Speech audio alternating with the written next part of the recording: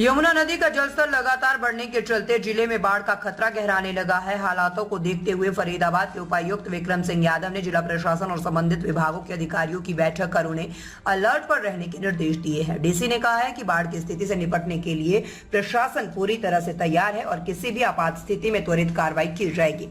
जमुना के पानी के चलते कई लोग अपने घर का सामान लेकर छतों पर चढ़ गए हैं और ऐसे में कई लोग वहां से घर छोड़ने और निकलने को भी तैयार नहीं है, जबकि प्रशासन द्वारा ऊंचे स्थानों पर सरकारी स्कूलों और पंचायत भवनों में शेल्टर होम बनाए गए हैं और अपील की जा रही है कि प्रभावित क्षेत्र वह घर छोड़कर निकले।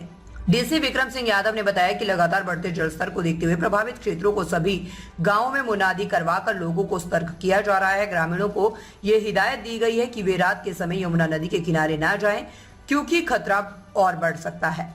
उन्होंने ग्रामीणों और आम नागरिकों से अपील की है कि सस्ते प्लॉट के लालच में बाढ़ प्रभावित और अवैध जगहों पर मकान ना बनाएं। ऐसे स्थान पर निर्माण करना न सिर्फ खतरनाक है बल्कि कानूनी गलत भी है। उन्होंने चेतावनी दी है कि अवैध प्लॉटिंग करने वाले पर कड़ी कार्रवाई की जाएगी, चाहे वे एमसीएफ यानी कि नगर निगम फरीदाबाद के अंतर्गत आते हो या डीटीपी यानी कि टाउन एंड कंट्री प्लानिंग विभाग के। क्या तैयारियां है प्रशासन की? और जैसा कि कुछ पिछले दिनों से हम देख रहे हैं कि पानी की मात्रा जो यमुना नदी में है वो थोड़ी सी ज़्यादा हो रही है, परंतु इसमें घबराने की ऐसा कोई बात नहीं है। जैसा कि हमने देखा कि कल शाम को 4 बजे करीब हथनीकुंड बराज से करीब 1,70,000 क्यूसेक पानी करीब 1 घंटे के लिए छोड़ा गया। उसके बाद में 1,25,000 के आसपास रहा कुछ घंटे और फिर अब 1 लाख के नीचे ही आ गया। उसका इफेक्ट हमारे फरीदाबाद में करीब 48 से 72 घंटे के बाद पड़ता है। तो आज रात से या कल सुबह से हमारा अनुमान है कि जो पानी है वो यहाँ पे हिट करेगा, या जो आगे भी जो बढ़ी हुई मात्रा में जो पानी था वो यहाँ पे हिट करेगा। तो जो भी लोग हैं, चाहे बसंतपुर के हो गए या फिर जो आगे आने वाले गाँव के हो गए, चाहे लालपुर के हो गए या आगे अगर मैं कहूँ कि मंझावली के हो गए, छायसा के हो गए, मोहना तक हो गए, तो उन सभी लोगों को थोड़ा सा अलर्ट पे रहने की जरूरत है। और खास तौर पे रात में कृपया करके नदी के पास में बिल्कुल ना जाएं। और जो कोई भी अगर नदी के पास में अगर रहते हैं, जिनने अपने खेतों में घर बना रखे हैं, तो वहां पे स्टे ना करें, क्योंकि रात में हो सकता है कि पानी के स्तर थोड़ा सा बढ़ेगा। अभी जैसा बसंतपुर में जो लोगों ने आगे कुछ एरिया में अपने यमुना के पास में घर बनाने की जिनने बना रखे हैं जो, बल्कि तो वहां पे जल स्तर थोड़ा बढ़ा है। 1-2 फुट घरों के पास भी पानी आया है। थोड़ा सा और बढ़ सकता है पानी, परंतु इतनी कोई घबराने की बात नहीं है, परंतु अलर्ट रहने की बात है सभी शहरवासियों से और स्पेशली जो लोग यमुना के पास में रहते हैं उन सब से मेरा आग्रह है कृपया करके अलर्ट रहें और प्रशासन का सहयोग करें। तो इसमें हम 3 दिन से लगातार सारा प्रशासन फील्ड पे है, चाहे हमारे रेवेन्यू के ऑफिसर्स हो गए, चाहे मेडिकल हो गए, चाहे हमारे पंचायत से हो गए, तो सभी लोग अलर्ट हैं, चाहे हमारे सरपंचेस हो गए या फिर हमारे काउंसलर्स हो गए, तो सभी मौके पे जा रहे हैं। तो सभी ने सिचुएशन को अपने हाथों में लिया है। कोई भी अगर मैं कहूँ कि कोई भी जो अनहोनी है उसको रोकने के लिए, और इसमें हमें लोगों का सहयोग सबसे ज्यादा चाहिए कि लोग कृपया करके अपने आप को या अपने रिलेटिव्स को वहां पे जाने से रोके। और अगर किसी का घर पास में पड़ता है तो कृपया करके कुछ दिनों के लिए एक सेफ जगह वो एडमिनिस्ट्रेशन ने हमने चिन्हित भी कर रखी है, जो शेल्टर्स है हमने बना रखे हैं, वहां पे आपके चाहे खाने का हो या फिर दवाइयों का बंदोबस्त वहां पे रहेगा। तो हमने ड्यूटीज लगा दी हैं, चाहे एसडीएम्स की हो, चाहे हमारे जो पटवारी है या फिर तहसीलदार है या फिर ग्राम सचिव या जो हमारे सरपंच हैं, तो वो सारे टेक केयर कर रहे हैं कि कोई भी अगर जो है हमारे शहरवासी हैं या फिर गांववासी हैं जिनको अगर कोई भी समस्या है तो उनकी निदान करने के लिए उनने वहाँ पे फैसिलिटीज मुहैया करवाई है।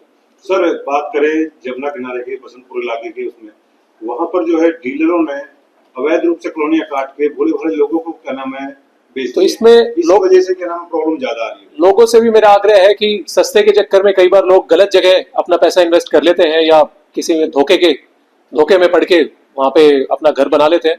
तो कृपया करके कोई भी अनऑथराइज जगह किसी भी अगर मैं कहूँ कि यमुना के पास में भी या बाकी भी अनऑथराइज जगह कृपया करके घर ना बनाए।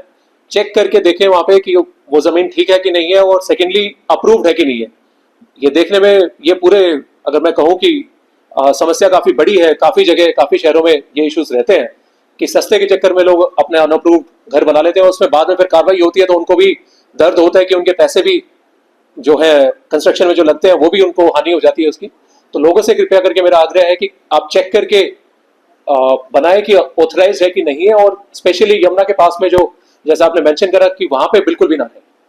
तो सर ऐसे भूमाफियाओं के खिलाफ कोई कार्रवाई बिल्कुल ही जी, जो भी अगर कोई कंप्लेन अगर ऐसी आती है तो उस पर अवश्य ही कार्रवाई करेंगे और साथ ही जो कंसर्न डिपार्टमेंट है, चाहे एमसीएफ हो गया या डीटीपी हो गया, उन दोनों को भी सख्त निर्देश पहले से दिए हुए हैं कि अगर इस तरीके की कोई कार्रवाई होती है तो उस पर स्ट्रिक्ट एक्शन हम लें। सर कितने शेल्टर होम बनाए गए, कहाँ बनाए गए डिमांड में? तो जैसे कि बसंतपुर एरिया में थोड़ा सा इशू है अभी, क्योंकि वहाँ पे जो घर है थोड़ी यमुना के पास तक वो पहुंचे हैं, तो वहाँ पे जो बसंतपुर एरिया में बनाया है, जो हमारी एसडीआरएफ टीम भी हमने बुला ली है, तो वहाँ पे उनको भी हमने स्टेशन करवा रखा है। इसके साथ ही आगे भी जो कंसर्न गांव है, जैसे अगर कहें पिछली बारी भी जैसे मोहना में भी हमने बनाए थे या मंझावली में भी हमने बनाए थे, या बाकी भी जितने भी गांव पड़ रहे हैं यमुना के साथ साथ, तो वहाँ पे फैसिलिटी मौजूद है। गांव वालों को पता भी है कि वो कॉमन जो हमारे स्पेसेस, पब्लिक स्पेसेस रहते हैं वही होते हैं, जैसे स्कूल हो गए या कम्युनिटी सेंटर हो गए। तो जो ऊंचाई पे है वो पिछली बारी के शेल्टर्स है, वो सभी सरपंचों को पता भी है। सरपंचों ने वहाँ पे व्यवस्था भी करी है, जो हमारे सरकारी अधिकारी उनने भी वहाँ पे व्यवस्था पूरी करी। सर वहाँ अभी भी जो पानी भरा हुआ है, लोग अभी छत पे सामान लेके रुके हुए हैं, कह रहे हैं कि सेंटर होम नहीं है, कोई सुविधा नहीं मिल रही है। तो इसमें आग्रह मेरा यही है कि छत पे ना जाए, कि पिछली बार भी जैसे 2023 में भी देखने को मिला था कि लोग वेट कर रहे थे कि जी जब तक हमारे घर तक या फिर फर्स्ट फ्लोर तक पानी नहीं आता तब तक नहीं निकलेंगे, और इवेंचुअली पानी इतना बढ़ गया कि उनको निकलने में दिक्कत आ गई। या कुछ ऐसे एरिया थे जो चारों तरफ से यमुना से गिर गए थे, जो अगर हम कहें जो हमारे खेत थे स्पेशली लतीपुर में थे, तो वहां पे रात में भी हमने अपनी एनडीआरएफ की टीम भेज के उनको निकलवाया उधर से। तो कृपया करके रिस्क ना लें, पानी अभी बढ़ने के आसार है, कुछ दिन है अभी बढ़ने के आसार, तो कृपया करके रिस्क ना लें। और चाहे शेल्टर होम में, चाहे आपका कोई रिलेटिव हो आसपास या कोई जानकार हो, कृपया करके कुछ दिनों के लिए उनके पास आप चले जाएं। सर अभी कितना थोड़ा जाना है? तो अभी जैसा कि मैंने बताया कि कल 1,78,000 के करीब पानी 1 घंटे के लिए हथनीकुंड बैराज से छोड़ा गया है।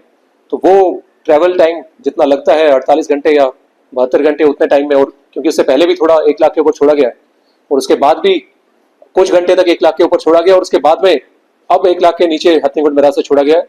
परंतु जो यहाँ से ओखला बैराज से है वो करीब 60,000 के करीब स्टेगनेंट ही है अभी, तो वहां से उतना ही जा रहा है। और जो लेवल भी है, जो डाउनस्ट्रीम लेवल जो हमारा कहें ओखला से है, वो 198.4 आज की डेट में अभी चल रहा है। तो वो अगर 2023 की अगर हम बात करें तो वो 200.6 तक जो फ्लड लेवल आया था पिछली बारी 2023 में, तो वहां तक वो पहुंचा था। तो अब की बार 198.4 है। इतनी पैनिक की सिचुएशन नहीं है, परंतु अलर्ट रहने की सिचुएशन है।